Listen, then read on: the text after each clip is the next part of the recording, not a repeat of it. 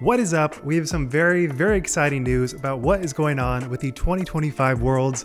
I definitely did not see this coming, but I'm also very glad that it actually is. Let's get into it.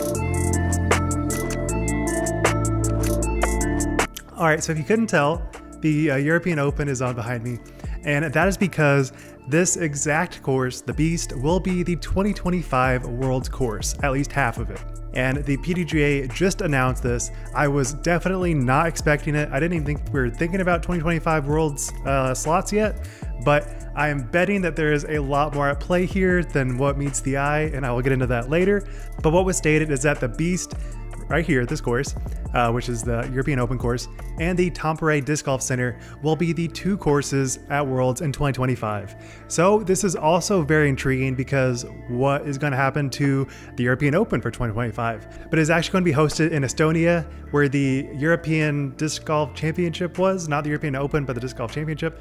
I think that's what the name was. So the European Open will actually be hosted at that course, which is a pretty nice course. I liked it. I liked watching Kristen just totally dominate and then not dominate, but whatever. So I think that course is definitely pretty cool, but there is a couple of things with it. It doesn't really seem like it's that difficult. I feel like a lot of the holes were very short, and I don't know if there's going to be other courses involved in the European Open. But whatever the case is, we get two majors in Europe. Totally not on my radar. Did not see that coming whatsoever.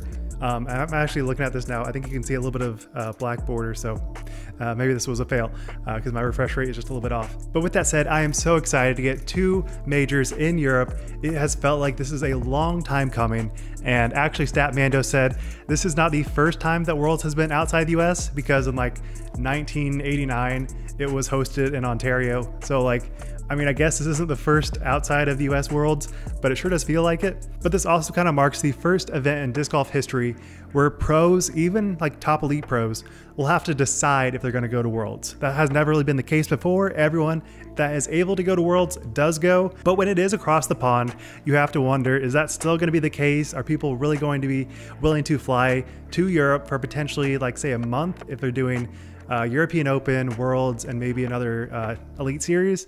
I don't really know, but it is very interesting that they did this. And looking a little bit deeper, since this was dealing with majors, dealing with the PDGA, this to me seems very indicative of the PDGA did not want to have such bad press about totally ignoring Europe. They didn't want to deal with that. They probably didn't have a whole lot of slots open for Worlds. Like, I bet there probably wasn't a lot of applicants to even pick from.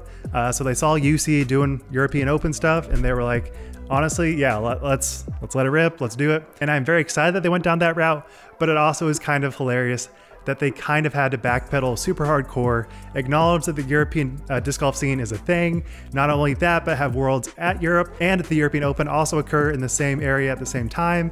Lots of fun stuff, and I definitely don't think this will just erase all the wrongdoings that the PDGA had for the Champions Cup and the placement of that interfering with the entire European swing. I don't think that is the case, but this definitely does kind of give a little bit more credence to the PDGA actually knowing what they're doing, and I'm very excited about that. But there are a couple of things with the second course at Worlds, the Tampere Disc Golf Center. Looking at UDisc, there's a lot of complaints about poor signage. There's holes that crisscross fairways. There's a lot of people complaining about grass being way too damp and making it kind of like impossible to play. So I am very interested to see if that is an issue. I very much could see that being an issue. Like, say, the Mid-America Open, Harmony Bends, that course is just a total nightmare because there's just no great way to play if it's been rainy. And it sounds like that is definitely the case at this course. So I don't really know how you fix that. The signage, I'm sure this can be fixed. Not really gonna be an issue.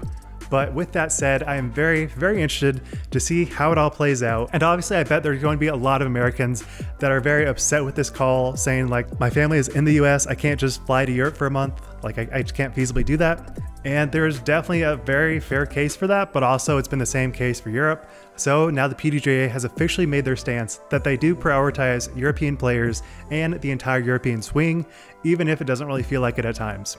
So with that said, what do you guys think? Are you excited that we get two freaking majors in the year of 2025? Or do you kind of just not care because you're not really a Pro Tour player? It doesn't really matter where they play as long as you get to watch great disc golf? I'd love to know. But with that said, this is going to be very interesting. Thank you so much for watching. Wild Runs, signing out. Peace.